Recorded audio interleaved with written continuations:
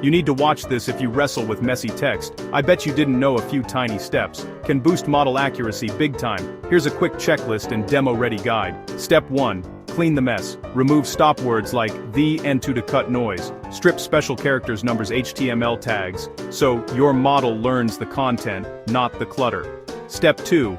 Normalize words. Stemming. Lemmatization turns running and runner into a shared base. Step 3.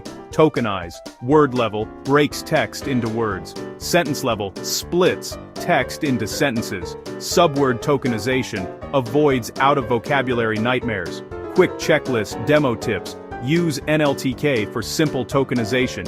Use Spacey for fast pipelines.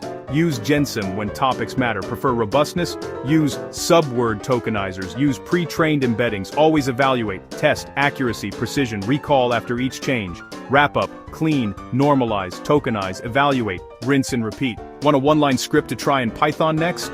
Say the word.